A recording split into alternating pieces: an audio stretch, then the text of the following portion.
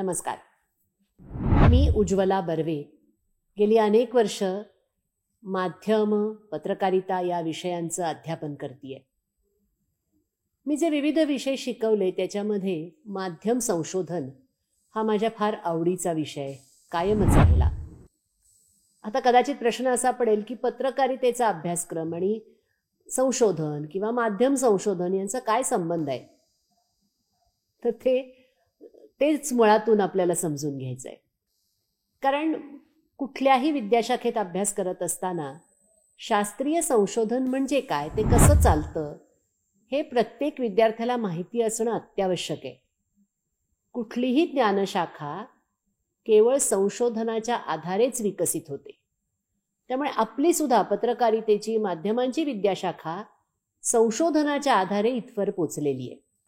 आणि त्यामुळेच शास्त्रीय संशोधन म्हणजे काय, संशोधन पद्धती काय असतात, हे सगळं आपण माध्यम संशोधन या एका मर्यादित आवाक्यामध्ये आपण बघणार आहोत. का बरं आवाका मर्यादित करायला पाहिजे? कारण संशोधन अनेक प्रकारचं असतं. म्हणजे तुम्हाला माहिती आहे, सर्व विज्ञान विषयांमध्ये संशोधन होतं. रसायनशास्त्र, जीवशास्त्र, पदार्थविज्ञान, वैद्यकीय क्षेत्रात तर होतंच, व्यवस्थापन क्षेत्रात होतं, मानसशास्त्रामध्ये होतं, समाजशास्त्रामध्ये होतं. तसंच माध्यम किंवा माध्यम अभ्यास या विद्याशाखेत सुद्धा फार मोठ्या प्रमाणावर संशोधन होत असतं. आणि आपण माध्यम संशोधन यापुरतं आपल्या या पुढच्या सगळ्या विवेचनाचं स्वरूप ठेवणार आहोत, कारण आपण सगळे माध्यमांचे विद्यार्थी आहोत. माध्यम किती प्रकारे आपल्या समाजावर, समाजामधल्या व्यक्तींवर प्रभाव करत असतात हे तर तुम्हाला माहितीच आहे. त्यामुळे माध्यमांची जी सगळी प्रक्रिया असते त्याच्यामध्ये जे जे गुंतलेले असतात त्या प्रक्रियांवरती, त्या टप्प्यांवरती काय काय होत असतं, कोणकोणतं तंत्रज्ञान त्याच्यामध्ये असतं, ह्या सगळ्याचा शास्त्रशुद्ध पद्धतीनं विचार केला, संशोधन केलं, तर त्याच्यातून आपल्याच व्यवसायाला, आपल्या कामाला, आपल्या माध्यमांच्या होणाऱ्या परिणामाला अधिक चांगलं स्वरूप देता येतं. आणि त्यामुळे माध्यम संशोधन अतिशय महत्त्वाचं मानलं जातं. अर्थात माध्यम संशोधनाला इतर शास्त्र विषयांना जशी खूप मोठी परंपरा आहे तेवढी नाही आहे. म्हणजे साधारण एक 60-65 वर्ष झाली असतील माध्यम संशोधनाकडे एक स्वतंत्र विद्याशाखा म्हणून पाहायला पाहिजे याची समाजशास्त्रज्ञांना, मानसशास्त्रज्ञांना जाणीव झाली. त्याचं कारण असं होतं की जसजसा वेगवेगळ्या माध्यमांचा उदय झाला, विशेषतः दुसऱ्या महायुद्धाच्या काळामध्ये ज्या प्रकारे रेडिओचा वापर दोन्ही प्रकारच्या, दोन्ही बाजूंच्या सैन्यांनी, त्या देशांनी केला, त्याच्यावरून हे लक्षात यायला लागलं की माध्यमांचा परिणाम खूप सखोल आहे. किंवा ठरवलं तर हवा तसा परिणाम घडवून आणण्याकरता माध्यमं वापरता येतात. आणि असं लक्षात आल्यानंतर मात्र माध्यमांच्या सगळ्या प्रक्रियेकडे अधिक सखोलपणे पाहण्याची सुरुवात झाली. मग त्याच्यामध्ये काय काय येतं, तर माध्यमांमधला जो आशय असतो, म्हणजे आता माध्यम म्हणजे आपण पत्रकारिता फक्त बघूयात, कारण इतर मनोरंजन माध्यमांचं स्वरूप वेगळं असतं. पण अगदी पत्रकारितेचं जरी उदाहरण घेतलं तरी पत्रकारिता करत असताना आपल्या वृत्तकक्षामध्ये, आपल्या न्यूजरूममध्ये कोणकोणत्या बातम्या येतात, त्यातून कोणत्या बातम्या नेमक्या निवडल्या जातात, ज्या निवडल्या जातात त्या कशा पद्धतीनं सादर केल्या जातात, हे सगळं बघणं अतिशय रंजक असतं. आणि आपल्याला वाटतं तितकं ते आपोआप होत नसतं. या प्रक्रियेत सहभागी असलेल्यांची विचारधारा, त्यांची त्या सगळ्या घटनांकडे बघण्याची मनोवृत्ती, किंवा ती माध्यम संस्था ज्या कोणत्या गटाच्या ताब्यात आहे, ज्यांची मालकी आहे, त्यांची विचारधारा, त्यांचे काही आर्थिक हितसंबंध, राजकीय हितसंबंध, हे सुद्धा सगळे कसे बातम्यांच्या निवडीमध्ये, बातम्यांना कोणतं स्थान द्यायचं, त्यामध्ये बातमी कशी सादर करायची, यामध्ये कशा प्रकारे गुंतलेले असतात, हे माध्यम संशोधनाद्वारे हळूहळू कळायला लागलं. आणि त्याच्या आधारे वेगवेगळे सिद्धांत तयार झाले. म्हणजे मग त्याच्यामध्ये कसा सिद्धांत मांडला गेला की अजेंडा सेटिंग असतं. म्हणजे माध्यमं ज्यांच्या हातात आहेत ते समाजामध्ये कोणत्या विषयांची चर्चा व्हायला पाहिजे आणि कशा प्रकारे व्हायला पाहिजे हे ते ठरवतात.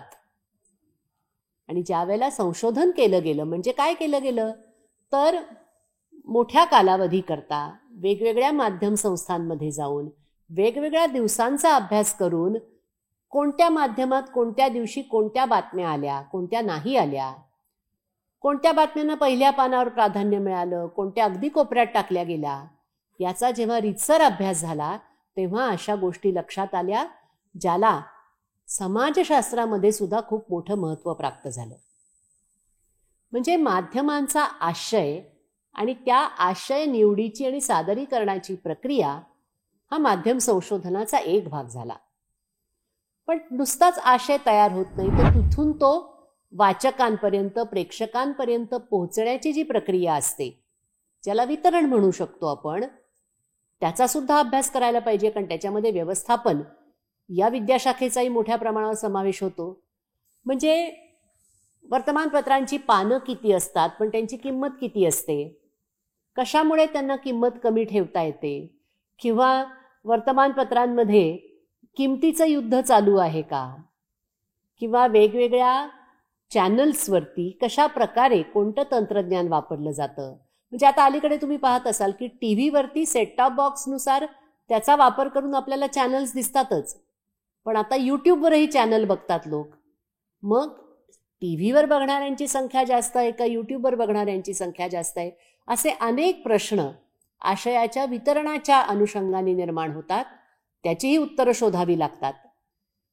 आणि मग शेवटचा जो सगळ्यात महत्त्वाचा घटक आहे आपल्या या सगळ्या जनसंज्ञापन माध्यमांमधला, तो म्हणजे आहे ज्यांच्यापर्यंत आपण हा आशय पोचवतो तो प्रेक्षक वर्ग, तो वाचक वर्ग, तो श्रोता वर्ग, ते डिजिटल वापर करते. त्यांच्यामुळे तर माध्यमं अस्तित्वात आहेत. पत्रकारिता त्यांच्याकरता आहे, मोठ्या जनसमुदायाकरता आहे. तो जनसमुदाय कशा प्रकारे आपल्या माध्यमांचं ग्रहण करतो, त्यांना काय आवडतं काय आवडत नाही, ते किती वेळ घालवतात दिवसभरातला, ह्या प्रश्नांची उत्तरं माध्यमकर्त्यांना माहिती असणं अत्यंत आवश्यक आहे. त्याच्याशिवाय कोणता मजकूर द्यायचा, कशा प्रकारे द्यायचा, कोणासाठी द्यायचा, हे महत्त्वाचे निर्णय घेताच येत नाहीत. म्हणजे हे तर माध्यम व्यवसायाच्या दृष्टीने सुद्धा अशा प्रकारच्या प्रश्नांची उत्तरं मिळणं किती आवश्यक हे लक्षात येतं. आणि त्याच्या पलीकडे जाऊन मग माध्यमांचे सामाजिक परिणाम काय होतात, मानसशास्त्रीय परिणाम काय होतात, नातेसंबंधांवर परिणाम होतात का, असे अनेक प्रश्न माध्यमांना केंद्रस्थानी ठेवून संशोधकांना अभ्यासकांना पडत असतात. त्या प्रश्नांची उत्तरं देणं त्याला संशोधन म्हणतात. म्हणजे संशोधनाचं कसं असतं, ज्याला शास्त्रीय संशोधन म्हणतो, म्हणजे शास्त्रीय पद्धतीनं केलेलं संशोधन. त्याला एखाद्या प्रश्नाचं वरवर उत्तर देऊन नाही चालत. हा ना, म्हणजे मला वाटतं की लोकांना अग्रलेख वाचायला आवडतात असं मला वाटतं म्हणून खात्रीशीर उत्तर मिळत नसतं. जर खरोखरी एखाद्याला प्रश्न पडला की वर्तमानपत्रातले अग्रलेख कोण वाचतं, तर त्याला शास्त्रशुद्ध पद्धतीनं पाहणी करावी लागेल. म्हणजे वाचकांचा एखादा मोठा गट निवडायला लागेल. त्या गटाला जाऊन विचारावं लागेल की तुम्ही अग्रलेख वाचता का, आठवड्यातून किती वेळा वाचता, कोणत्या प्रकारचे अग्रलेख तुम्हाला आवडतात, आणि हे जे वाचणारे आहेत त्यांचा वयोगट काय आहे, त्याच्यामध्ये स्त्रिया किती आहेत, पुरुष किती आहेत, अग्रलेखामुळे त्यांचं मत बनलं का किंवा बदललं का, असे अनेक प्रश्न त्या अनुषंगाने विचारता येतात. आणि त्याची शास्त्रशुद्ध पद्धतीनं उत्तरं शोधली तर ज्यांना कोणाला आपण ती उत्तरं सादर करू, ज्यांच्या समोर आपला संशोधन आपलं मांडू, त्यांना त्याच्यावर विश्वास ठेवता येतो.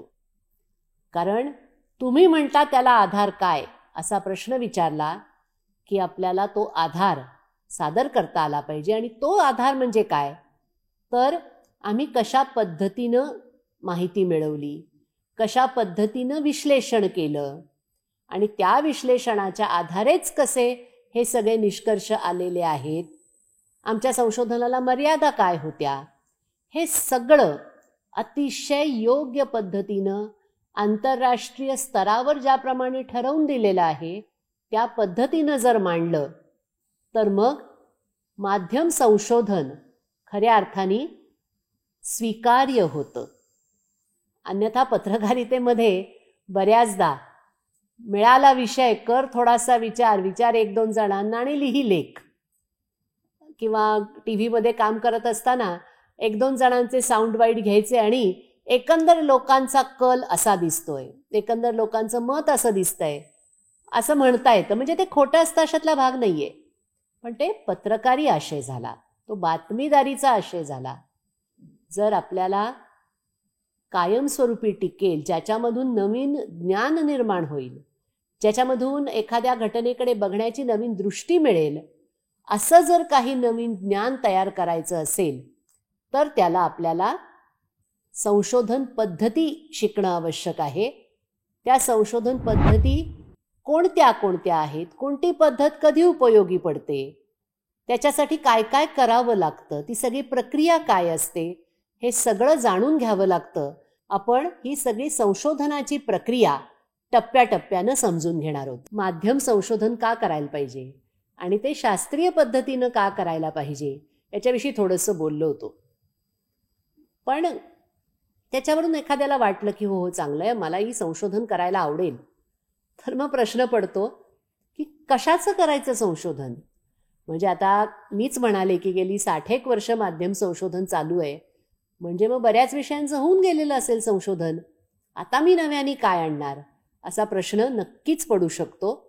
आणि त्यामुळेच माध्यम संशोधन आपल्याला करायचं आहे असं आपल्या मनात आल्यानंतर, किंवा कधी कधी आपल्या मनात आपणहून ती गोष्ट येत नाही, अभ्यासक्रमाचा भाग म्हणून आपल्याला संशोधन करावं लागतं.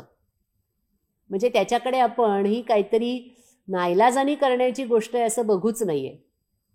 उलट आपण त्याच्याकडे अरे किती छान, मला या निमित्तानं एखादं संशोधन करायला मिळतंय असं जर बघितलं तर या संशोधनाच्या प्रक्रियेची खूप मजा घेता येते. कशी बरं मजा घेता येते? कारण आपल्याला समजा अभ्यासक्रमात सांगितलेलं असेल की तुम्हाला एखाद्या विषयाबद्दल, कोणता विषय तर अर्थातच माध्यमांबद्दल किंवा पत्रकारितेशी संबंधित एखाद्या विषय निवडून तुम्हाला त्याचं संशोधन करायचं आहे आणि त्याचा संशोधन अहवाल सादर करायचा आहे. तो संशोधन अहवाल सादर केल्याखेरीज आपला अभ्यासक्रम पूर्ण होणार नाही, अशी जरी परिस्थिती असली तरी आपण खूप मनापासून आपल्या आवडत्या वेगवेगळ्या विषयांचा विचार करू शकतो. त्यामुळे माध्यम संशोधन करायचं तर त्याची सुरुवात अर्थातच चांगला विषय निवडण्यापासून झाली पाहिजे. आता अर्थातच पुढचा प्रश्न आहे, चांगला विषय म्हणजे कसा विषय? कुठलाही विषय चांगला असू शकतो. म्हणजे त्यातला जर ज्याला विषय म्हणतो आपण, म्हणजे असं नाही आपल्याला म्हणायचं की अच्छा मी राजकारण घेतो किंवा मी क्रीडा घेतो, असं नाही.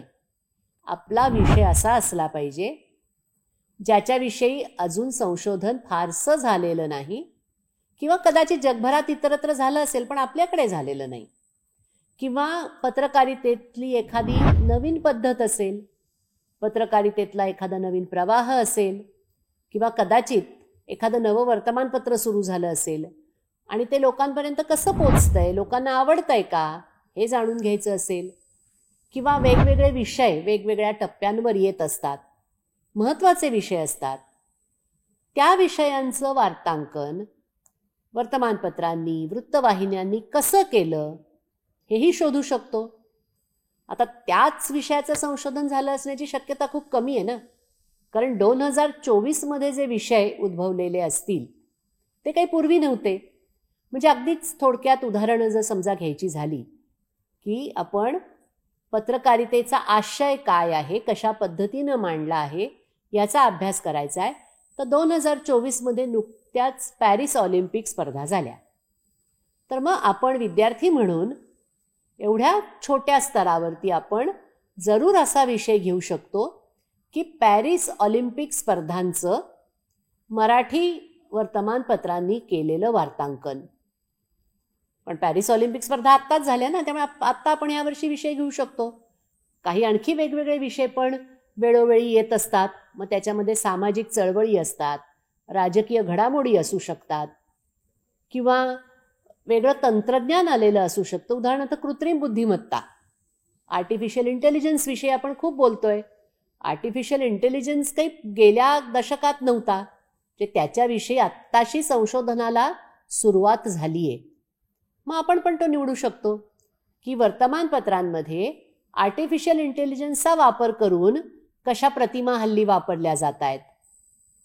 म्हणजे करायला काय पाहिजे तर या माध्यमांच्या क्षेत्रात, पत्रकारितेच्या क्षेत्रात चालू घडामोडी काय आहेत, नवीन काय घडतंय, ह्याच्याकडे आपलं लक्ष असलं पाहिजे. आता हे झालं आशयाविषयी की कोणता आशय आहे. आता समजा लाडकी बहीण योजना असेल, तर अशी कुठली योजना असेल तर त्याविषयी कशा प्रकारचं वार्तांकन झालं, किंवा आजकाल अलीकडे समलिंगी आणि ज्याला LGBTQ म्हणतात, तृतीयपंथी, समलिंगी अशा लोकांविषयी खूप जागरूकता झालेली आहे. मग अशा व्यक्तींना किंवा त्यांच्या संबंधीच्या बातम्यांना वर्तमानपत्रात, वृत्तवाहिन्यात स्थान मिळतं का, असे असंख्य प्रश्न आपल्याला उपस्थित करता येऊ शकतात. आणि मग त्यातलाच एखादा विषय आपण अधिक संशोधनासाठी म्हणून निवडू शकतो. परंतु तो निवडत असताना केवळ तो नवा आहे म्हणून आपण तो आपला विषय म्हणून निश्चित करण्यात काहीच अर्थ नसतो. आपल्याला जर मुळात तो जो मूळ विषय आहे त्याच्याविषयी आस्था असेल, थोडीशी माहिती असेल, ते जाणून घ्यायची खरोखरी तळमळ असेल, तर मग त्याची जास्त मजा येते. म्हणजे आता समजा पॅरिस ऑलिम्पिकचं वार्तांकन हा विषय कोणीतरी नाही, आता अगदी ताजा ताजा आहे, अजून काही कोणी केलेला नाही आहे म्हणून घेतला, आणि त्या व्यक्तीला क्रीडा क्षेत्रातलं काही म्हणजे काहीही कळत नसेल, स्वतः एक प्रेक्षक आणि वाचक म्हणून त्यांनी त्याचं वार्तांकन पाहिलंच नसेल, तर त्यांच्या संशोधनाला अर्थच नाही. त्यामुळे आपण जेव्हा विषय निवडतो तेव्हा आपल्याला त्याची किती आवड आहे, आपल्याला त्यातलं किती कळतंय हे बघून जर विषय निवडला तर नक्कीच चांगलं संशोधन आपल्या हातून होऊ शकतं. मग आणखी काय बरं विषय असू शकतो तर आसपास बघत असताना जे प्रश्न पडतात. अरे हो, एक सांगायचं राहिलं की संशोधन म्हणजे काय आणि ते कशासाठी. संशोधन म्हणजे आपल्याला दैनंदिन जीवनात जे प्रश्न पडतात त्या प्रश्नांवरती मार्ग काढण्याचा किंवा त्या प्रश्नांचं उत्तर शोधण्याचा शास्त्रशुद्ध मार्ग. इतर सगळ्या विज्ञानांमध्ये तिथे खरोखरचे प्रश्न असतात आणि त्याच्यावर मार्ग काढायचे असतात. म्हणजे वैद्यकीय क्षेत्रातलं संशोधन असेल तर कर्करोग कशामुळे होतो आणि तो कसा बरा करता येऊ शकतो हा प्रश्न पडलाच ना इतकी वर्ष सगळ्या डॉक्टरांना, म्हणून तर एवढं संशोधन झालं. आपल्या क्षेत्रामध्ये आपण त्याची निर्मिती कशी होते, ते वाचकांना, प्रेक्षकांना कसं वाटलं आणि त्याचे परिणाम काय झाले, अशा ढोबळ 3 विभागांमध्ये संशोधन करतो. ते तेवढेच नाही आहेत, त्याच्या पलीकडे जाऊन माध्यम व्यवस्थापन, माध्यमांचं शिक्षण, म्हणजे जशा प्रकारचा अभ्यासक्रम आपण करतो तसे अभ्यासक्रम, त्याचंही संशोधन होऊ शकतं. पण ढोबळ मानाने जर बघायचं झालं तर माध्यमांची जी मुख्यतः प्रक्रिया आहे, मगाशी मी सांगितल्याप्रमाणे आशय निर्मिती, म्हणजे आशय निर्मितीची प्रक्रिया, त्यामागील विचार, वाचकांपर्यंत, प्रेक्षकांपर्यंत होणारं वितरण आणि वाचक प्रेक्षकांच्या प्रतिक्रिया आणि त्यांच्यावर होणारे परिणाम, एवढ्या क्षेत्रातही पुष्कळ करण्यासारखं आहे. त्यामुळे आपल्याला काय आवडतं, ज्याच्याविषयी अजून फारसं संशोधन झालेलं नाही असा विषय. आणि दुसरी गोष्ट, प्रत्येक संशोधनाला काही एक कालमर्यादा असते, त्या कालमर्यादेत पूर्ण होऊ शकेल असाही विषय पाहिजे. दुसरी गोष्ट, कालमर्यादा जशी असते तसंच एकंदर किती लहान किंवा मोठा असावा हा संशोधन प्रकल्प, त्याची व्याप्ती काय असावी हेही ठरलेलं असतं. त्यानुसार सुद्धा आपण विषय ठरवू शकतो. म्हणजे पॅरिस ऑलिम्पिक स्पर्धांचं 2 वर्तमानपत्रांनी केलेलं वार्तांकन जर आपल्याला एक आठवडाभरात 10 दिवसांमध्ये जर आपल्या हा संशोधन अहवाल द्यायचा असेल तर आपण तसं करू शकतो. आपल्याकडे अधिक वेळ असेल तर मग आपण मराठी आणि इंग्रजी वृत्तपत्रांची तुलना असा अभ्यास करू शकतो. पण मग त्याला अर्थातच जास्ती वर्तमानपत्र घ्यावी लागतील, अधिक वेगळ्या प्रकारे त्यांचा अभ्यास करावा लागेल. त्यामुळे विषय निवडत असताना आपल्याकडे वेळ किती आहे, त्याचबरोबर आपल्याकडे आर्थिक पाठबळ किती आहे हेही बघायला पाहिजे. आणि काही गैर नाही त्याच्यामध्ये, कारण शेवटी काहीही करायचं म्हणजे थोडेफार तरी पैसे लागतातच. कारण तुम्ही जर म्हणालात की मी वेगवेगळ्या पत्रकारांच्या मुलाखती घेणार आहे वेगवेगळ्या गावांमध्ये जाऊन, तर आपल्याला ते जाणं शक्य आहे का? तेवढं आपल्याकडे आर्थिक पाठबळ आहे का? किंवा मी वेगवेगळी वर्तमानपत्र आता डिजिटल स्वरूपात मिळतात, परंतु जेव्हा ती मिळत नव्हती त्यावेळेला ती विकत घ्यावी लागायची त्यांचा अभ्यास करण्याकरता. एक तर ती ग्रंथालयात उपलब्ध पाहिजेत, पण आपल्यालाच अभ्यास करायचा आहे म्हणजे ती आपल्याजवळ असलेली केव्हाही चांगली ना, वारंवार बघता येतात, ती विकत घ्यायला पाहिजेत.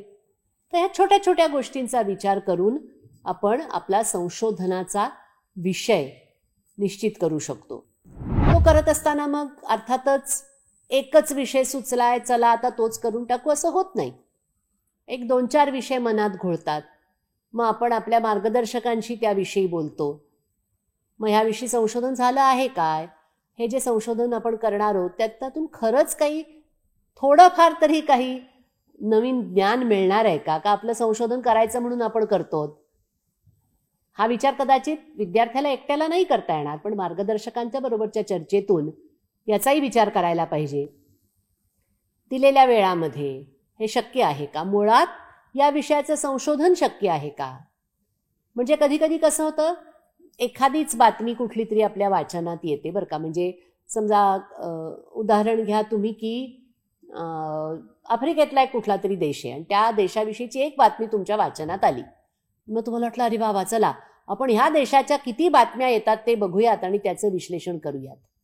पण मग लक्षात असं नाही की ती एकच बातमी आली होती. मग उगाचच 100 दिवसांची वर्तमानपत्र बघून या देशाची बातमी येत नाही असा निष्कर्ष काढण्यात काहीच उपयोग नाही. त्यामुळे असंच खरं संशोधन होऊ शकतं का, ते करायला पाहिजे का, हे सर्व प्रश्न स्वतःच्या मनाला विचारायचे, मार्गदर्शकांना विचारायचे आणि त्याच्यातून मग एक विषय आपल्या डोळ्यांसमोर नेमका स्पष्ट होतो आणि मग त्या विषयाचं संशोधन करायचं असं ठरवून मग पुढच्या प्रक्रियेला सुरुवात होते. ती प्रक्रिया कशी असते, त्याचे टप्पे कोणकोणते आहेत, पण कायम लक्षात ठेवायचं की ही शास्त्रशुद्ध प्रक्रिया आहे. ज्याला शास्त्रीय संशोधन म्हणतात त्याचे काही निकष ठरलेले आहेत. आपल्या मनाला येईल त्या पद्धतीनं ते संशोधन करून चालत नाही, कारण ते मग योग्य होत नाही. आणि नंतर आपण संशोधन मांडतो इतरांसमोर तेव्हाही मग ते विशिष्ट टप्पे आपण त्याच्यात समाविष्ट केलेले नसले, त्याचं स्पष्टीकरण दिलेलं नसलं तर आपलं संशोधन कदाचित इतरांकडून स्वीकारलं जाणार नाही. त्यामुळे आपण संशोधनाची प्रक्रिया अगदी थोडक्यात बघूयात. कोणताही विषय असला, कितीही छोट्या स्तरावरचं संशोधन असलं तरी प्रक्रिया तीच असते. मग त्या प्रक्रियेवर दिला जाणारा वेळ कमी जास्त होईल.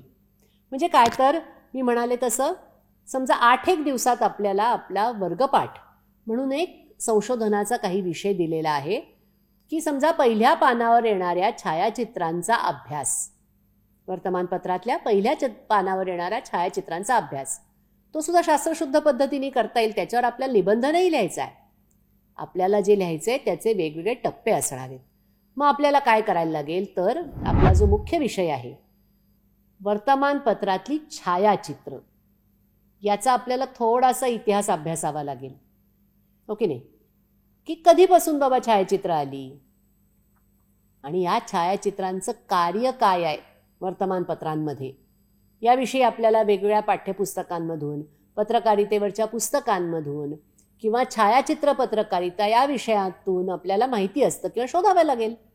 कारण पहिल्या पानावर छायाचित्र, कारण बाकीचं आपलं वर्तमानपत्र तर लिखित असतं ना, मग छायाचित्रांचं स्थान काय, छायाचित्र पहिल्या पानावर साधारण कुठे असतात, कशा पद्धतीने वापरली जातात, ती कोणत्या प्रकारची असतात, ह्या सगळ्याची थोडीशी तरी आपल्याला पार्श्वभूमी जाणून घेणं आवश्यक आहे.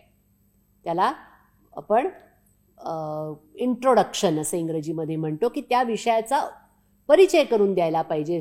लोकांना परिचय करून देण्याआधी आपण परिचय करून घेतला पाहिजे. ती पहिली पायरी झाली. मग दुसरी पायरी असते, हे शास्त्रशुद्ध संशोधन आहे हे लक्षात घेऊन दुसरी पायरी असते, यापूर्वी झालेल्या संशोधनाचा आढावा घेणं. एक कायम लक्षात ठेवायचं की आपण जो विषय निवडलेला आहे त्या विषयामध्ये फक्त आपल्यालाच रस निर्माण झाला आहे असं नाही. इतक्या वर्षांमध्ये कुठे ना कुठे जगाच्या पाठीवर कुठे ना कुठे कोणाला तरी या विषयामध्ये नक्की आधी रस होता आणि त्यांनी त्याचा अभ्यास केला असणार. मग आता मी म्हटलं तसं एक आठवडाभरामध्ये वर्गपाठ म्हणून आपल्याला एक काही अगदी छोटा शोधनिबंध द्यायचा असेल तरी पण आपण एक 2-3 संदर्भ तपासले पाहिजेत की वर्तमानपत्रांमध्ये छायाचित्रांचं स्थान काय आहे. याविषयी जे काही 1-2 आधी संशोधन प्रकल्प झाले असतील, संशोधन लेख आलेले असतील ते आपण बघू शकतो. आणि आजकालचा जमाना असा आहे, चुटकीसरशी आपण हे सगळं शोधू शकतो. यापूर्वी झालेलं संशोधन आपल्याला इंटरनेटचा वापर करून अतिशय योग्य पद्धतीने आणि पटकन उपलब्ध होतं. त्यामुळे आता कोणी म्हणूच शकत नाही की मला संशोधन शोधताच आलं नाही आधीचं. त्याचे कोणकोणते मार्ग असतात ते आपण कदाचित नंतर बघू, पण संशोधन प्रकल्प शोधलेच पाहिजेत. म्हणजे मग आपल्या पण संशोधनाला थोडीशी दिशा मिळते ना. अरे यांनी कशा पद्धतीने अभ्यास केला होता. समजा तुम्हाला अशाच प्रकारचं एखादं संशोधन मिळालं की ते समजा असेल 2000 सालामधलं आणि समजा असेल ऑस्ट्रेलियामधलं, की तिथल्या वर्तमानपत्रांमध्ये पहिल्या पानावर येणाऱ्या छायाचित्रांचा अभ्यास. मग काय त्यांनी कशा पद्धतीनं अभ्यास केला ते आपण बघू शकतो. त्यांच्याही प्रबंधामध्ये त्यांनी या छायाचित्रांचं महत्त्व काय असतं, काय विचार असतो त्यामागे हे त्यांनीही सांगितलेलं असेल कदाचित. त्यामुळे आधीच्या संशोधन साहित्याचा आढावा ही दुसरी आणि अत्यंत महत्त्वाची पायरी आहे. तिसरी पायरी कोणती किंवा तिसरा टप्पा कोणता, तर आपण जी पार्श्वभूमीसाठी माहिती गोळा केली आहे, आपण जे आधीचं संशोधन वाचलेलं आहे त्याच्या आधारे आपण आपल्या संशोधनाचा आराखडा तयार करतो. हा आराखडा आपल्या पुढच्या सगळ्या कामासाठी अत्यंत आवश्यक आहे. आराखडा करतो म्हणजे काय करतो, तर आधी आपण खूप मनाशी स्पष्ट करतो की माझा नेमका विषय काय आहे, त्याचं शीर्षक काय असेल. म्हणजे वर्तमानपत्रांमधल्या पहिल्या पानावरच्या छायाचित्रांचा अभ्यास झाला विषय आपला. पण मग पुढे आपल्याला ठरवायला लागतं की ह्याच्यातून आपल्याला शोधायचं आहे काय. मग ते आपण 2-3 उद्दिष्ट, कारण आपण नुसतंच मोजणार का नाही, आपण वर्गीकरणही करणार. मग कदाचित आपल्याला असं सांगता येऊ शकेल की एक उद्दिष्ट असं आहे की पहिल्या पानावर एकूण किती छायाचित्र येतात. दुसरं उद्दिष्ट कदाचित असं असू शकेल, पहिल्या पानावर येणाऱ्या छायाचित्रांचे विषय काय काय असतात. तिसरं उद्दिष्ट कदाचित असेल की पहिल्या पानावर येणाऱ्या छायाचित्रांचा स्रोत काय आहे. स्रोत म्हणजे ती छायाचित्र कुठून आलेली आहेत. म्हणजे नावं दिलेली असतात ना कधी कधी छायाचित्रकारांची, ते मग त्या वर्तमानपत्राचे छायाचित्रकार आहेत का वृत्तसंस्थेकडून आलेलं छायाचित्र आहे का नागरिक पत्रकारांनी, सिटिझन जर्नलिस्टनी म्हणजे एखाद्या नागरिकांनी पाठवलेलं आहे. आणि कदाचित असंही उद्दिष्ट आपल्याला ठरवता येऊ शकतं की पहिल्या पानावर येणाऱ्या छायाचित्रांच्या सोबतच्या ओळी कशा प्रकारच्या असतात, म्हणजे ज्याला कॅप्शन म्हणतात. बघा, बोलता बोलता 4 आपली उद्दिष्ट तयार झाली. उद्दिष्ट पाहिजे संशोधनाला. नाही मी टाकतो आता एक नजर किंवा मी टाकते एक नजर छायाचित्रांवर, बघू काय सापडतंय, असं करून संशोधन होत नाही. आपण जी मनापासून तयारी केलेली असते, आपल्याला रस असतो त्या विषयामध्ये, आपण आधीचं संशोधन वाचलेलं असतं, त्यामुळे आपण उद्दिष्ट ठरवलंच पाहिजे की ही माझी 1, 2, 3, 4 उद्दिष्ट आहेत. मग उद्दिष्ट ठरवली की त्यानुसार आपल्याला पावलं टाकता येतात. मग उद्दिष्ट आहेत तर मग दुसरा एक त्यानंतरचा टप्पा असा सांगितला जातो की मग उद्दिष्टांच्या आधारे आपण प्रश्न तयार करू शकतो, नाही का. की आता आपली खूप सोपी सोपी साधी साधी उद्दिष्ट आहेत, परंतु एकूण किती वर्तमान या आपण जो काय कालावधी निवडला आहे, एका पानावर सरासरी किती छायाचित्र असतात. मग दुसरं असू शकतं, कोणत्या विषयांना या छायाचित्रांमध्ये प्राधान्य दिलं जातं. बरोबर आहे. मग आपल्या प्रत्येक उद्दिष्टानुसार आपण एक एक प्रश्न विचारणार आणि त्या प्रश्नाचं उत्तर शोधण्याचा मार्ग काढणार. तो जो मार्ग असतो त्याला म्हणतात संशोधन पद्धती. आता आपल्याला जर छायाचित्रांचा अभ्यास करायचा असेल की वर्तमानपत्राच्या पहिल्या पानावर येणाऱ्या छायाचित्रांचा अभ्यास, मग आपण प्रत्यक्ष छायाचित्रच बघणं चांगलं की नाही. मग त्याला आपण म्हणू शकतो आशय विश्लेषण ही पद्धत वापरली. पहिल्या पानावर येणाऱ्या छायाचित्रांचा परिणाम असा जर आपला विषय बदलला तर मग छायाचित्र फक्त बघून उपयोग नाही. ज्यांच्यावर परिणाम होतो त्यांना विचारलं पाहिजे. मग ते जाईल कदाचित सर्वेक्षणाकडे. पहिल्या पानावर येणाऱ्या छायाचित्रांच्या निवडीमागची प्रक्रिया असा जर आपण त्या विषयात बदल केला तर प्रक्रिया कोण ठरवतं, तर वर्तमानपत्राचे वृत्तसंपादक किंवा छायाचित्र पत्रकार संपादक हे ठरवतात ना. मग त्यांच्याशी आपल्याला बोलावं लागेल. मग आपल्याला मुलाखत ही कदाचित पद्धत आपल्याला वापरावी लागेल. त्यामुळे आपले प्रश्न काय आहेत त्या प्रश्नानुसारच आपल्याला उत्तर शोधायचं आहे. आणि मग या जेव्हा पद्धती आपल्याला माहिती होतात त्यावेळेला कोणत्या संशोधन प्रश्नासाठी कोणती पद्धत सर्वात जास्त उपयुक्त आहे हे आपल्याला ठरवता येतं. मग त्याच्यानंतर आपल्याला नमुना ठरवायला लागतो. नमुना म्हणजे काय? एरवी पण आपण नमुना हा शब्द वापरतोच, कारण एखादी गोष्ट कशी आहे, म्हणजे अगदी पदार्थाचं उदाहरण घेतलं तर भात शिजला आहे की नाही हे बघण्यासाठी आपण चमचाभर भात खाऊन बघतो, तो नमुना म्हणून. तसंच आहे वर्तमानपत्रांमधल्या पहिल्या पानावरच्या छायाचित्रांचा अभ्यास असं आपलं शीर्षक आहे. पण सगळी वर्तमानपत्र आपल्याला बघता येतील का? नाही. मग आपण थोडं त्याला मर्यादित स्वरूप देणार. आपण असं म्हणू शकतो की मराठी वर्तमानपत्रांची पहिली पानं. ठीक आहे, लहान झाला जरा विषय म्हणजे व्याप्ती. मग तरी पण सगळीच्या सगळी मराठी वर्तमानपत्र घेता येतील का? नाही घेता येणार, कारण वेळ खूप लागेल आणि आपल्याला एका आठवड्यात ते द्यायचं आहे. मग आपण त्यातली कदाचित 2च वर्तमानपत्र निवडू शकतो की वर्तमानपत्र अ आणि ब यांच्या पहिल्या पानावर आलेल्या छायाचित्रांचा अभ्यास. तरीही संपत नाही, कारण किती दिवसांचे घ्यायचे वर्तमानपत्र रोज निघतात, वर्षभराची घ्यायची. मग 365 दिवसांच्या पहिल्या पानावरची छायाचित्र बघून त्यांचा अभ्यास करायला किती वेळ लागेल आणि आपल्याला ते 1 आठवड्यात वर्गपाठ द्यायचा आहे. मग आपण म्हणू शकतो की एका आठवड्याच्या आपण ठरवू शकतो. आपल्याला शीर्षकात नाही घालायचं ते, पण आपल्यापुरता आपल्याला तो नमुना ठरवायला लागेल की मी या 2 वर्तमानपत्रांच्या 1 आठवड्याच्या विविध ज्या त्यांच्या आवृत्त्या आहेत त्यांच्या पहिल्या पानावरच्या छायाचित्रांचा अभ्यास करणार आहे. पण आता ते कुठले 8 दिवस? नुकताच संपलेला आठवडा का त्याच्या गेल्या महिन्यातले का गेल्या वर्षातले? अर्थातच जास्ती चांगलं काय होईल, जितका अलीकडचा तुम्ही कालावधी घ्याल तितकं तुमचं जास्त ताजं असणार. कारण वर्षभरात काहीही बदलू शकतं. त्यामुळे सगळ्यात अलीकडचा. मग सलग 1 आठवडा आपण घेणार का, की आपण संमिश्र घेणार, की पहिल्या आठवड्यातला सोमवार, दुसऱ्या आठवड्यातला मंगळवार, तिसऱ्या आठवड्यातला बुधवार.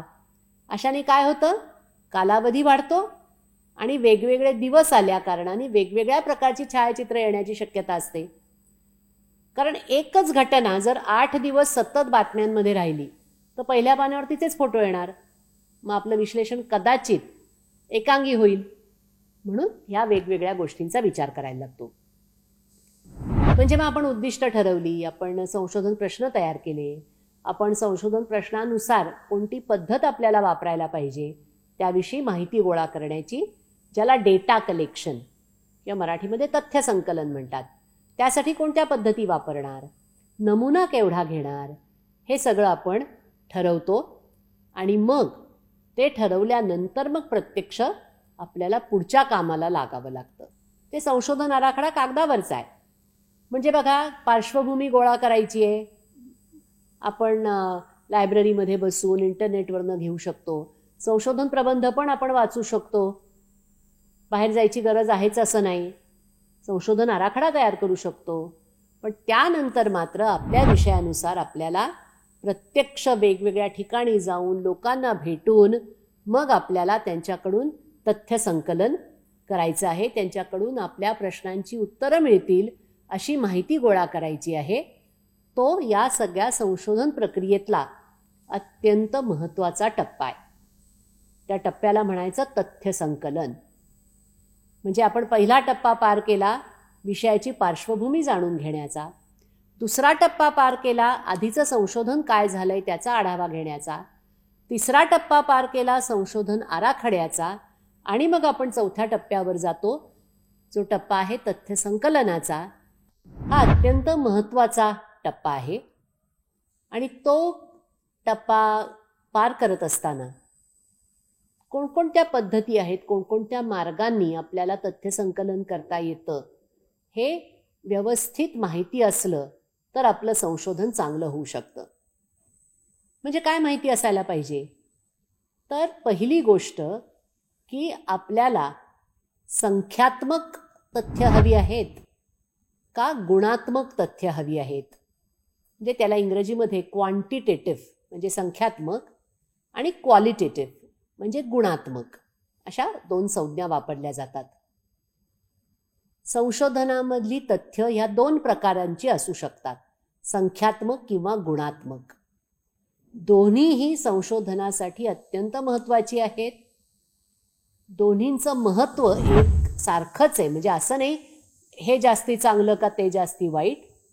आपल्याला कशावरनं ठरवायचं आहे तर आपली संशोधनाची उद्दिष्ट काय आहेत.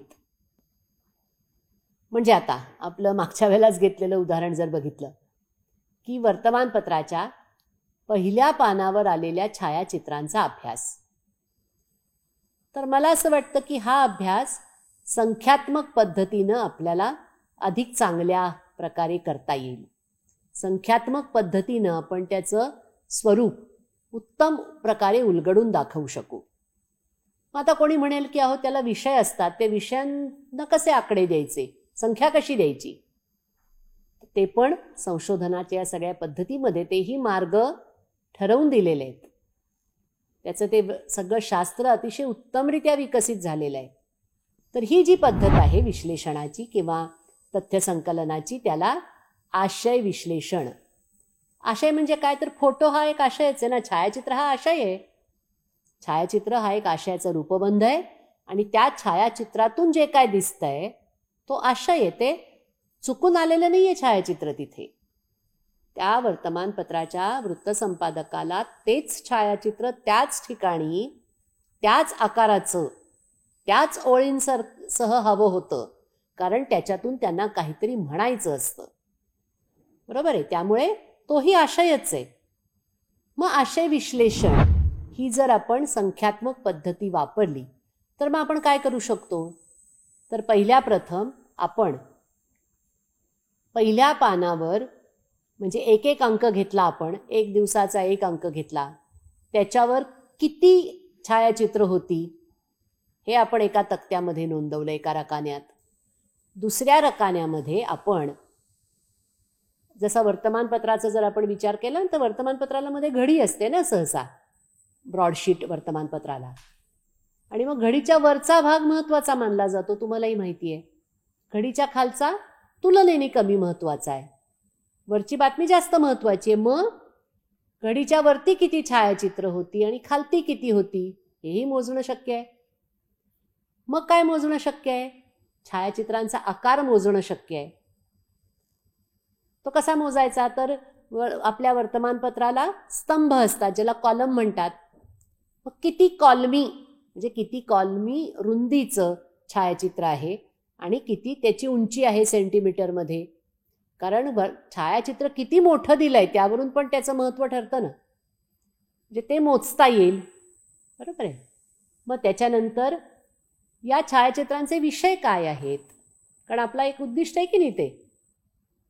मग आता विषय कसे मोजायचे, तर मग अर्थातच आपल्याला सर्वसाधारणपणे, मग हे आपल्याला आधीच्या संशोधनातून कळतं की छायाचित्रांच्या विषयांची वर्गवारी कशी करायची.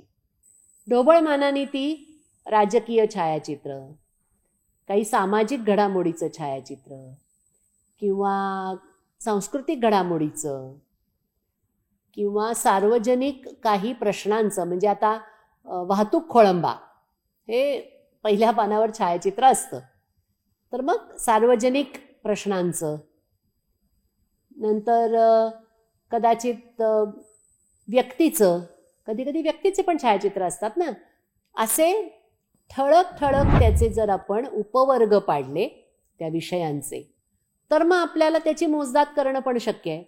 म्हणजे एखाद्या छायाचित्राकडे बघून आपण आपली जी काय व्याख्या डोक्यामध्ये असेल की राजकीय छायाचित्र म्हणजे काय, तर त्यानुसार आपण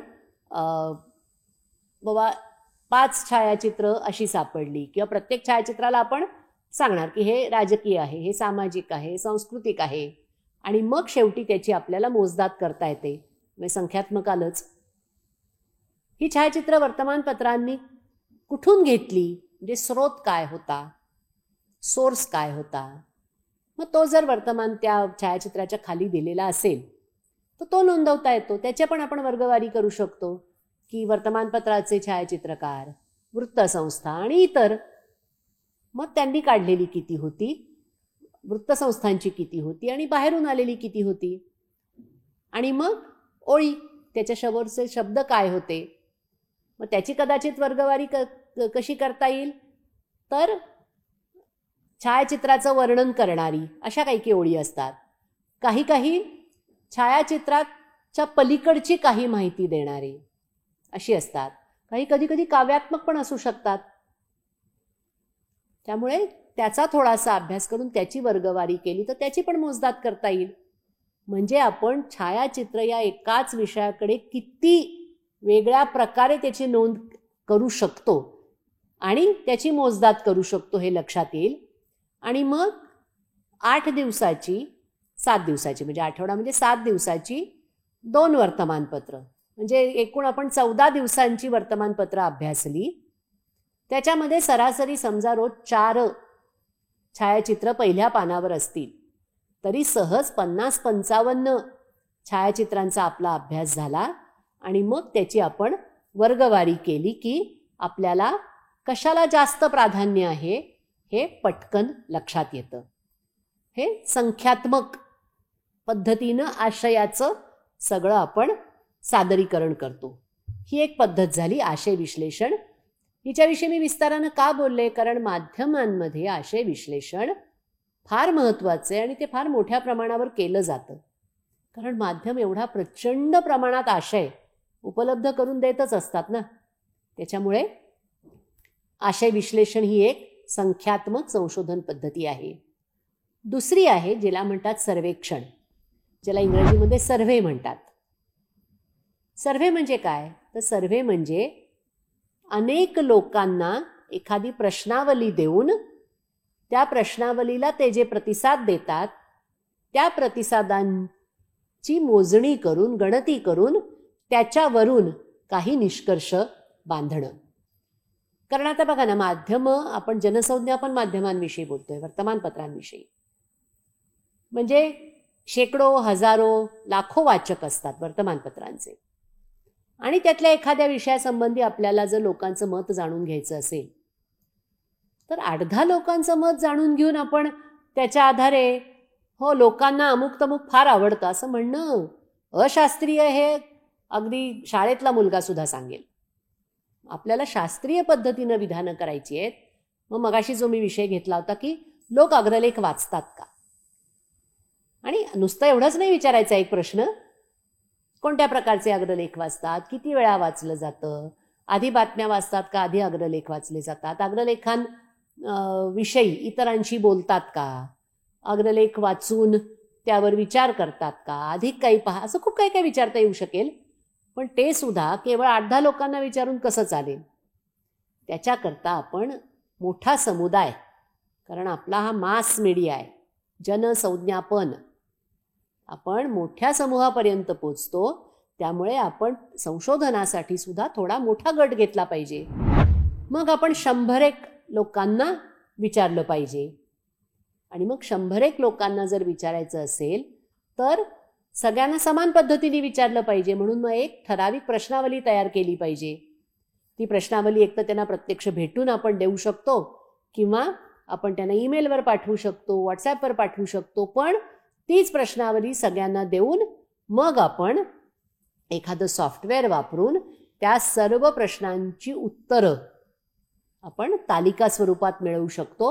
आणि मग आपण टक्केवारीमध्ये, आकड्यांमध्ये एकंदर कल काय आहे त्याविषयी बोलू शकतो.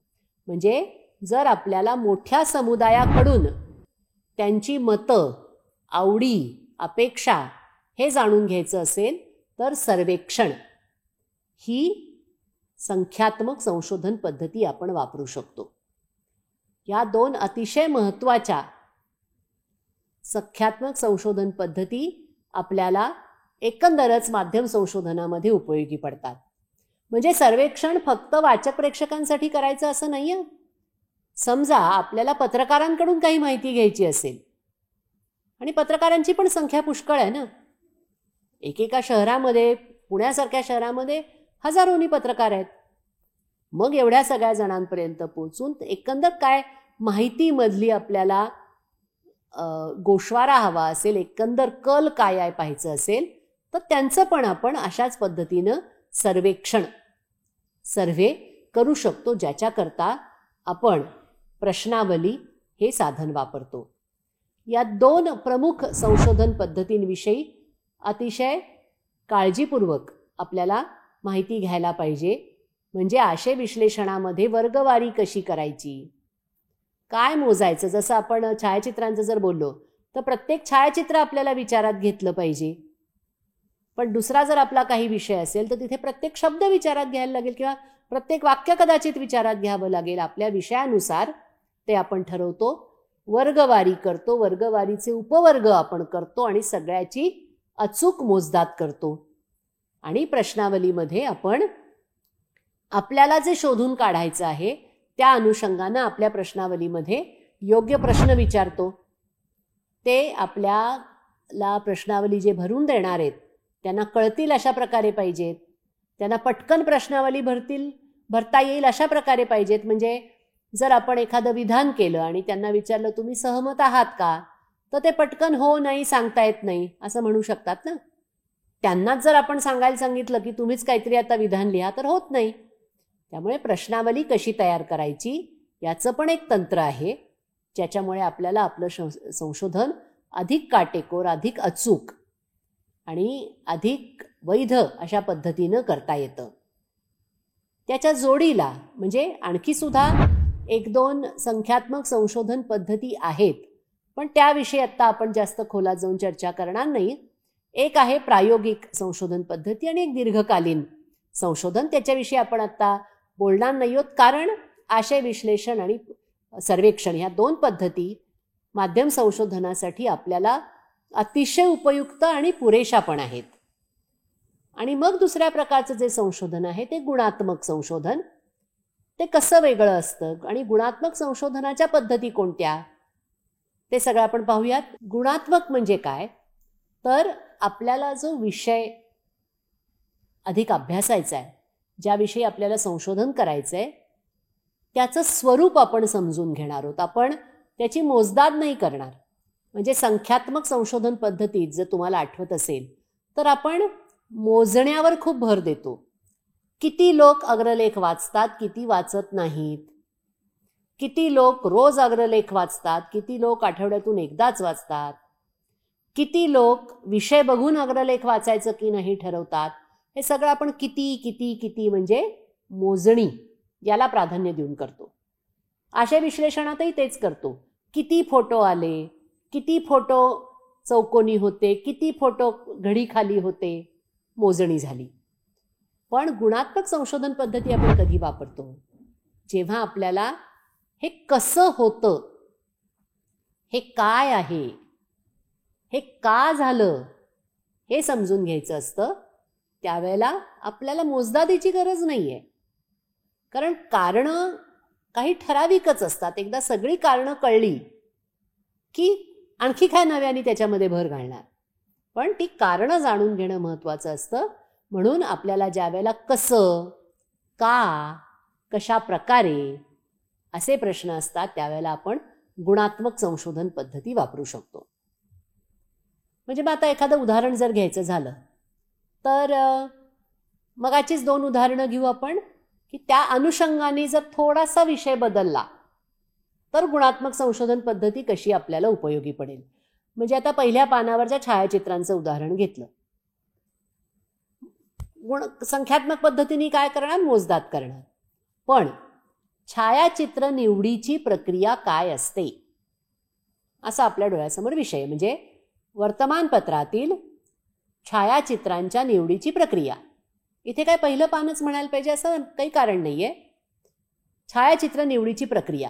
आता प्रक्रिया म्हणजे वर्णन आलं ना, आणि प्रक्रिया ही प्रत्येक ठिकाणी वेगळी असू शकेल.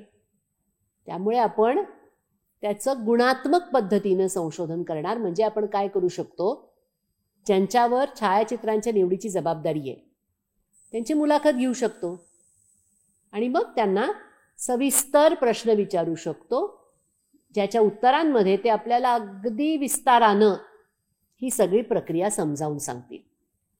आमच्याकडे कसं, मग आमची कशी बैठक होते, मग आम्ही कसं ठरवतो, आम्ही कशी वेगवेगळ्या छायाचित्रांची तुलना करतो, मग आम्ही कसं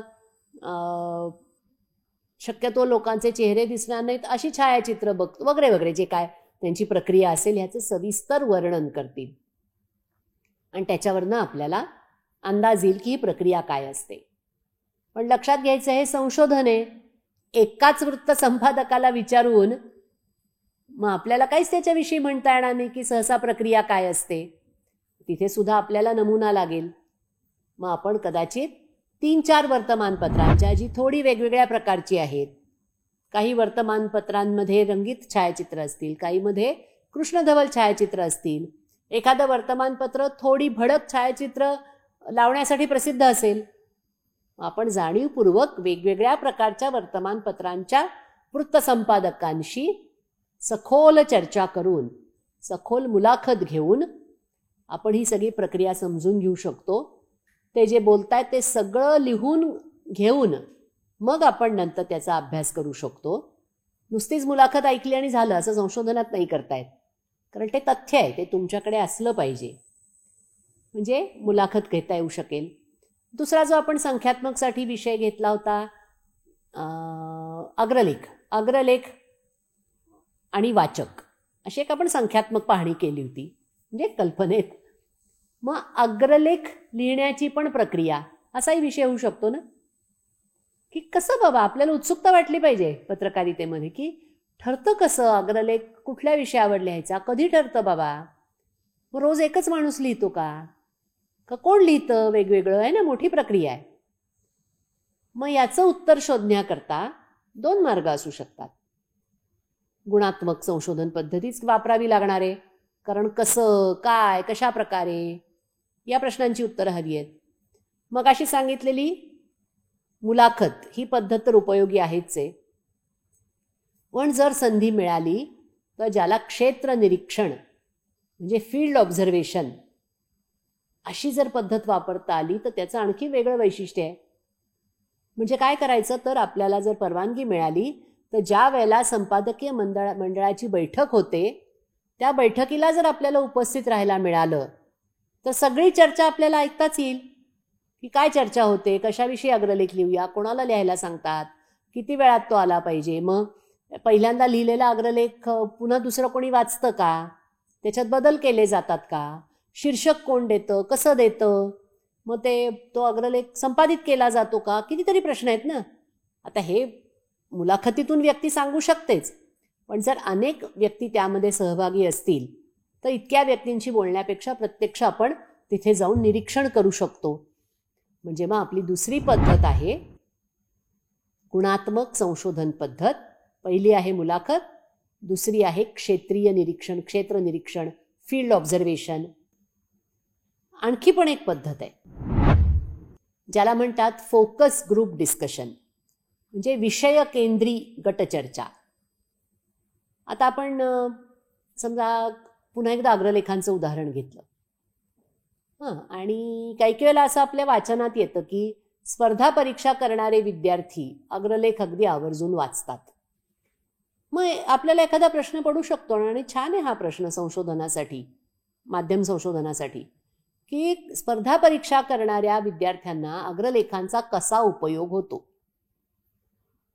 आता हे थोडं किचकट आहे ना, हे प्रश्नावलीतून विचारणं अवघड आहे ना, कारण खूप वेगवेगळी उदाहरणं आठवायला पाहिजेत, सगळी प्रक्रिया त्या व्यक्तींना आठवली पाहिजे. मग कशाला प्रश्नावली करायची. त्याच्याऐवजी जर आपण स्पर्धा परीक्षा करणाऱ्या एक 5-7 विद्यार्थ्यांना एकत्र बोलावलं आणि एक छान व्यवस्थित चर्चा घडवून आणली, तर त्याच्यामध्ये ते जे बोलतील ते आपलं तथ्य. अर्थातच पुन्हा एकदा चर्चा सगळी लिहून काढायला लागणार. फील्ड ऑब्झर्वेशन असेल तरी बारीक सारीक लिहून काढायला लागणार, ते आपलं तथ्य म्हणजे डेटा. मुलाखत झाली तरी ती लिहून काढायची, तो आपला डेटा. आणि फोकस ग्रुप डिस्कशन जरी घेतलं तरी ते व्यवस्थित आपण लिहून काढून मग नंतर त्याचा विचार केला तर मग आपल्याला ह्या सगळ्या गोष्टींची संगती लावता येते की कसा उपयोग होतो. मग ते लगेच त्याच दिवशी वाचतात का ते संग्रह करून ठेवतात स्वतःकडे आणि मग परीक्षेच्या आधी पुन्हा एकदा वाचतात. मग ते मुद्दाम जाणीवपूर्वक वेगवेगळ्या राजकीय विचारधारांची वृत्तपत्र आणि त्यांचे अग्रलेख वाचतात का, ज्यामुळे त्यांना दोन्हीकडच्या बाजू कळू शकतील. असे खूप प्रश्न आहेत ना. ह्या प्रश्नांची उत्तरं किती छान चर्चेमध्ये आपल्याला मिळू शकतील. आणि पुन्हा एकदा चर्चा नुसतीच गंमत म्हणून नाही करायची, तर त्याला एक व्यवस्थित चर्चेचं सूत्रसंचालन करणारी व्यक्ती पाहिजे, जी आपल्याला जे शोधायचं आहे म्हणजे आपले जे संशोधन प्रश्न आहेत त्यांच्या अनुषंगाने सगळे प्रश्न विचारेल, सगळ्यांना बोलतं करेल आणि बरोबर नेमकी ही प्रक्रिया खोलात जाऊन त्याच्यातून समजली जाईल अशा पद्धतीनं चर्चा झाली आणि मग ते लिहून काढलं की मग आपलं ते तथ्य, आपल्याकडे तो डेटा गोळा होतो. आणि एक चौथी गुणात्मक संशोधन पद्धती वापरली जाते, तिला केस स्टडी असं म्हणतात, म्हणजे व्यष्टी अध्ययन. म्हणजे काय करायचं तर आतापर्यंत आपण बोलतोय ना की ह्या सगळ्यामध्ये नमुना लागतो. म्हणजे जरी फील्ड ऑब्झर्वेशन करायचं असलं, अग्रलेख कसे लिहिले जातात, तरी एकाच वर्तमानपत्रात जाऊन नाही चालणार, 2-3 ठिकाणी गेलं पाहिजे. म्हणजे मग सगळी प्रक्रिया, कारण एका वर्तमानपत्रात एक प्रकारची प्रक्रिया असेल, दुसरीकडे दुसरी असेल. आपल्याला एकूण काय काय प्रक्रिया असू शकतात हे पाहायचं आहे ना. त्यामुळे 2-3 ठिकाणी जावं लागेल, म्हणजे नमुना लागेल. पण व्यष्टी अध्ययन म्हणजे एकाच कुठल्या तरी घटनेवर, एकाच कुठल्या तरी संस्थेवर आपण लक्ष केंद्रित करतो आणि त्याचा सखोल अभ्यास करतो. म्हणजे आपल्याला जर असं एखादं नवीन काही माध्यम उत्पादन बाजारात आलेलं असेल, म्हणजे एका विशिष्ट विषयाला वाहिलेलं नियतकालिक, मग आपण असं म्हणू शकतो की समजा किशोरांसाठीचं नियतकालिक असेल तर किशोरांसाठीच्या नियतकालिकाचं व्यष्टी अध्ययन. मग आपण तिथे त्यांची सर्व प्रकारची पाहणी करणार, सर्व प्रकारचा अभ्यास करणार. म्हणजे ते कुठून छापून घेतात, कसं छापून घेतात, त्याच्या मागची प्रक्रिया काय असते, त्यांचं वाचक कोण आहेत, ते वाचकांकडनं प्रतिसाद मागवतात का, त्यांची विचारधारा काय होती, त्यांचा इतिहास काय होता, हे सगळ्या पद्धतीनं, ज्याला केस स्टडी असं म्हणतात, आणि त्या पद्धतीनं सखोल अभ्यास आपल्याला एकाच विशिष्ट घटनेचा, एकाच विशिष्ट माध्यम संस्थेचा करता येतो. त्याचाही फार मोठ्या प्रमाणावर एकंदर माध्यम व्यवहार समजून घेण्यासाठी किंवा ऐतिहासिक दृष्टीने सुद्धा त्याचा फार चांगला उपयोग होतो. तर ह्या प्रमुख पद्धती आपण आपल्या संशोधनाकरता वापरू शकतो. पण कोणती पद्धत वापरायची याची निवड आपल्याला कोणती पद्धत आवडते त्याच्यावर अवलंबून नाही. आपला विषय काय आहे, त्या विषयाच्या अंतर्गत आपली उद्दिष्ट आणि संशोधन प्रश्न काय आहेत ते बघूनच त्याला योग्य पद्धत कोणती ते ठरवावं लागतं. पण मग असं आहे का की एका संशोधनात एकच पद्धत वापरायची? अजिबात नाही. आपण 2 वेगळ्या पद्धती सुद्धा वापरू शकतो आणि त्या वापरत असताना एक संख्यात्मक एक गुणात्मक असंही चालू शकतं किंवा 2 गुणात्मक सुद्धा चालू शकतात. विषयावर अवलंबून आहे. विषयावर सर्वस्वी अवलंबून आहे की कोणत्या पद्धतींमुळे. म्हणजे असंही होऊ शकतं की संशोधन प्रश्न 1 साठी मी मुलाखत ही पद्धत वापरली, पण संशोधन प्रश्न 2 माझ्या काही अभ्यासाचा जो काय होता त्याच्याकरता फोकस ग्रुप डिस्कशन म्हणजे विषय केंद्रित गटचर्चा वापरली. काहीच हरकत नाही. जोवर आपण पूर्णपणे वस्तुनिष्ठ पद्धतीनं डेटा गोळा करत नाही तोवर मात्र कशालाही अर्थ नाही. कारण हा सगळ्यात महत्त्वाचा मुद्दा आहे. मी जसं म्हणलं की मला आवडतात मुलाखती घ्यायला म्हणून मी माझ्या संशोधनासाठी मुलाखत घ्यायची असं नाही चालत. म्हणजे स्वतःची आवड निवड बाजूला, वस्तुनिष्ठ त्या प्रश्नाची गरज काय आहे. त्याचप्रमाणे संशोधन करत असताना सुद्धा प्रत्येक टप्प्यावर वस्तुनिष्ठता महत्त्वाची आहे. आपल्याला जर लोक अग्रलेख वाचतात का आणि अनुषंगिक प्रश्न मांडायचे असतील तर आपल्याला जे माहिती अग्रलेख वाचतात असेच 100 लोक आणून नाही चालणार. आपल्याला खुल्या अगदी वस्तुनिष्ठ पद्धतीनं नमुना गोळा करायला लागेल आणि त्याच्यातून काय येईल ते बघावं लागेल. तरच आपण त्याचं सामान्यीकरण करू शकतो, म्हणजे जनरलायझेशन करू शकतो. नाही 100मधले 50 वाचतात किंवा 60 वाचतात म्हणजे लाखामधले सुद्धा जवळपास 50,000 वाचत असतील असा एक, त्याला अर्थातच खूप गणिती पद्धती असतात, नाही असं नाही, इतकं ते सोपं नाही आहे, पण एक किमान त्याची मूलभूत संकल्पना तुमच्या लक्षात आली असेल. म्हणून मग वस्तुनिष्ठ दृष्टिकोन डोळ्यासमोर ठेवून उपलब्ध माहितीनुसार आधीच्या संशोधनानुसार संशोधन प्रश्न मांडून संशोधन आराखडा तयार करून ज्या वेळेला आपण तथ्य संकलन करतो त्यावेळेला ते निश्चितच सर्व कसोट्यांना उतरेल अशा पद्धतीनं होतं. आणि तथ्य संकलन झालं म्हणजे संशोधन झालं असं नाही.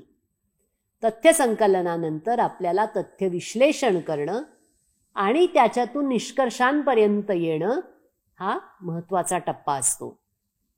की या तथ्यांमधून काय दिसतंय.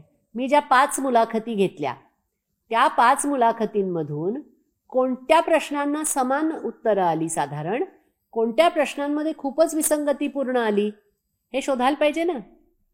मग लक्षात येतं की अरे नाही, अमुक एक असेल तर अशा प्रकारचं उत्तर देत आहेत, तमुक असेल तर तशा प्रकारचं उत्तर देत आहेत. किंवा वाचक 25पर्यंतचे वाचक अग्रलेख वाचत नाहीत, 26 ते 50पर्यंतचे 10% वाचतात, 50च्या पुढचे मात्र वाचतात बऱ्याच प्रमाणात. हा विश्लेषणाचा भाग झाला.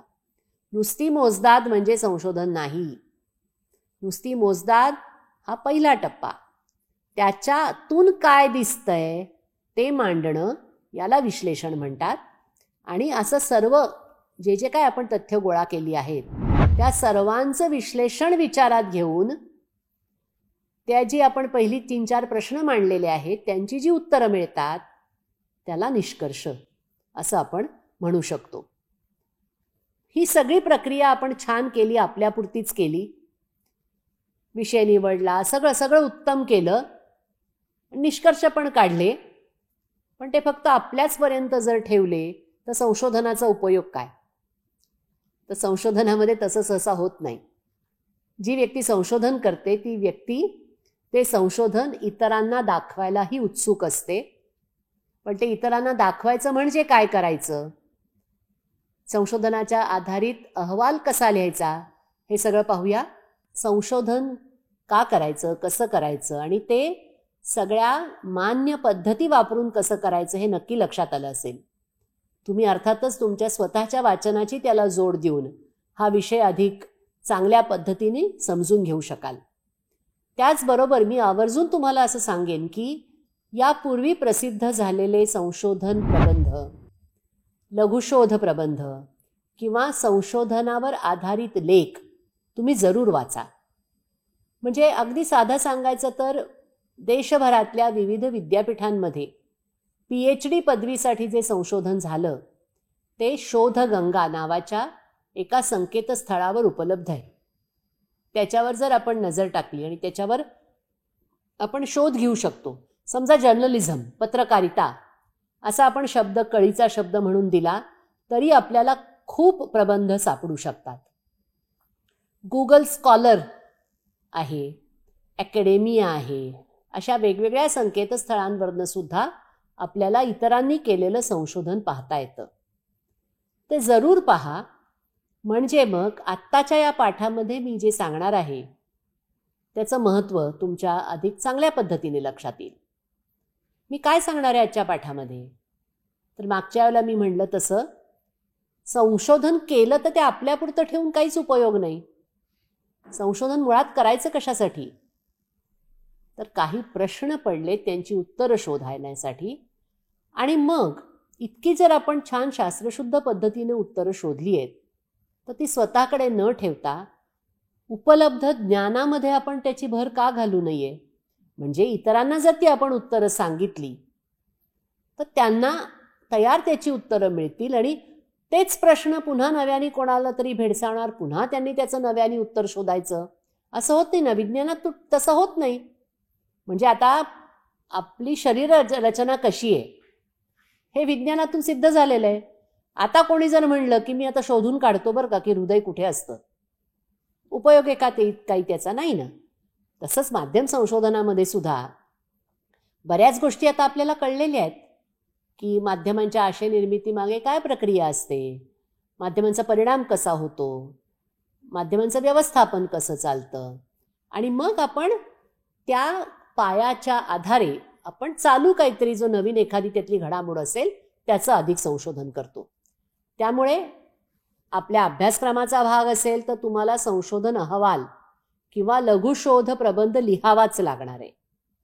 पण त्यानंतर सुद्धा संशोधनामध्ये रस निर्माण झाला म्हणून काही संशोधन करावंसं वाटलं तर ते संशोधन पत्रिकांमध्ये जरूर आपण प्रसिद्धीकरता पाठवावं. वेगवेगळ्या परिषदांमध्ये आपण आपलं संशोधन सादर करू शकतो, कारण त्यामुळे ज्ञाननिर्मितीला चालना मिळते.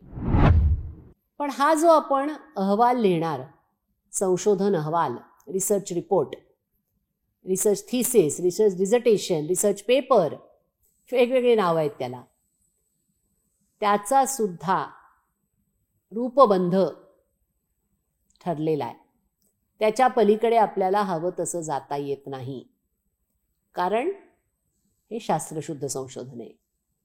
हे अकादमिक म्हणजे शैक्षणिक अशा स्वरूपाचं आहे. हे ललित लेखन नाही. आपल्याला हव्या त्या पद्धतीनं, काव्यात्मक पद्धतीनं किंवा खूप मोठ्या आवेशात, अभिनिवेशात लेखन करता येत नाही. तसं चालत नाही. तर पहिली गोष्ट म्हणजे आपण संशोधन अहवाल लिहितो तेव्हा तो शास्त्रीय परिभाषेमध्ये आणि पूर्णतः तटस्थ अशा शैलीमध्ये लिहिलेला असावा. म्हणजे आपल्या लेखनामध्ये कुणाचीही स्तुती नको, कुणावरही टीका नको, जे काय आहे ते स्पष्ट सांगता आलं पाहिजे.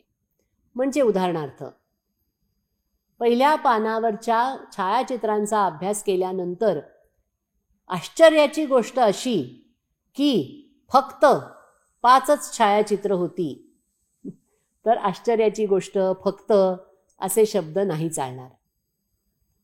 अभ्यास केल्यानंतर असं लक्षात आलं की सरासरी 5 छायाचित्र पहिल्या पानावर छापली जातात. इतकं साधं, तटस्थ, कोणतीही बाजू न घेणारं असं विधान हवं आणि तशीच शैली आपल्याला पूर्ण लेखनामध्ये वापरावी लागते.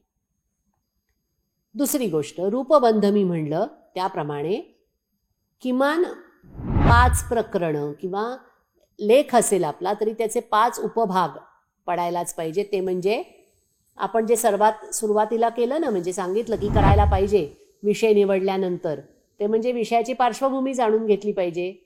मग आपल्या प्रबंधामध्ये सुद्धा पहिलं प्रकरण हे विषय परिचय, इंट्रोडक्शन हेच असलं पाहिजे.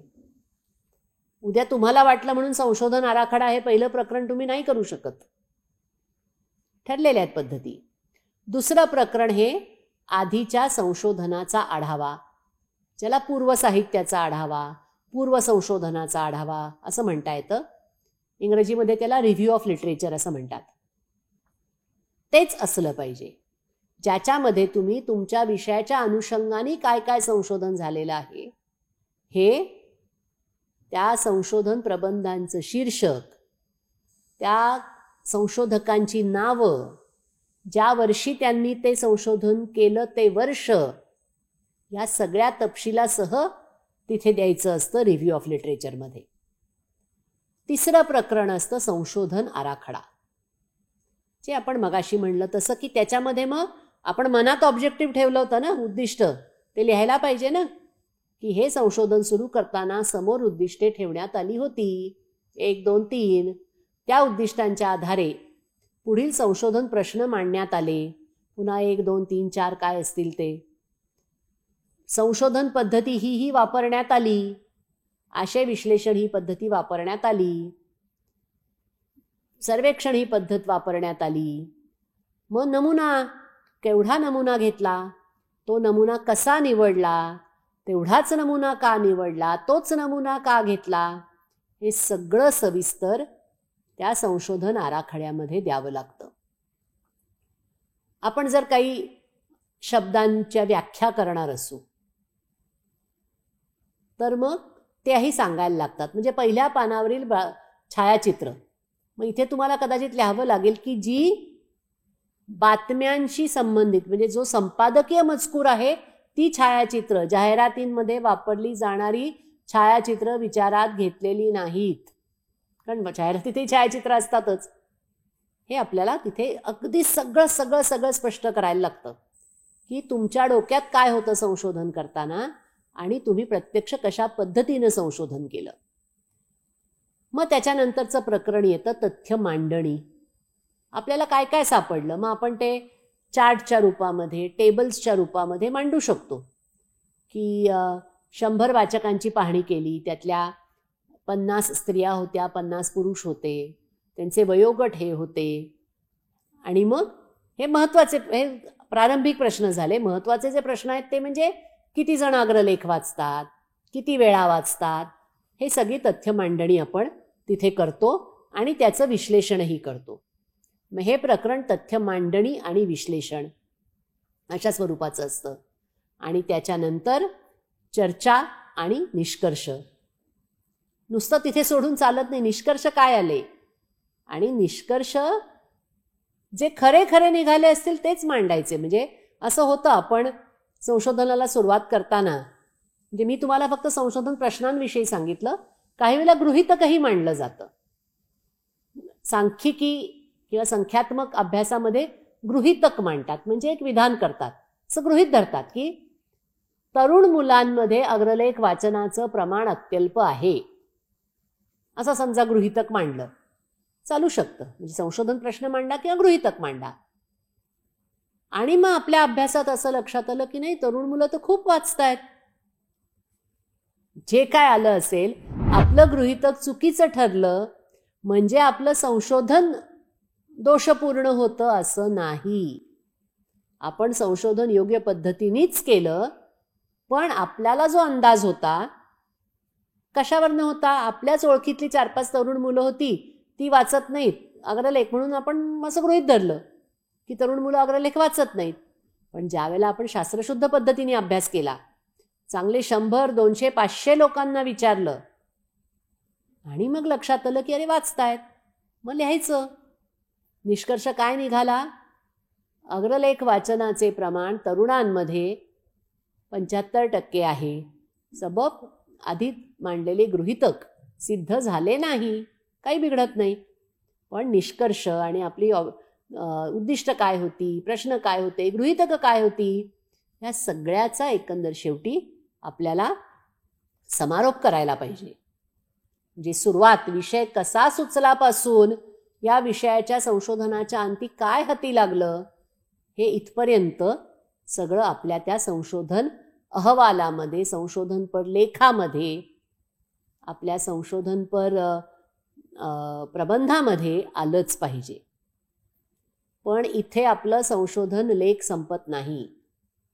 अतिशय महत्त्वाचं जे प्रकरण असतं, प्रकरण म्हणजे भाग असतो, तो म्हणजे संदर्भ सूची. आपल्या संशोधनामध्ये आपण जर संदर्भ दिले नाहीत तर कितीही चांगलं संशोधन असलं तरी ते मान्य होत नाही. याचं साधं कारण असं आहे, शास्त्रीय संशोधन करणारे असं मानतात की आधीचं उपलब्ध ज्ञान वापरून मी नवीन संशोधन केलेलं आहे. आधी कुठली तरी विश्वासार्ह माहिती उपलब्ध आहे, त्याच्या आधारे मी माझा संशोधन आखलेलं आहे. मग ती जी उपलब्ध माहिती मी वापरली असेल तर त्याचं श्रेय द्यायला पाहिजे. ती माहिती कुठून घेतली ते सांगायला पाहिजे.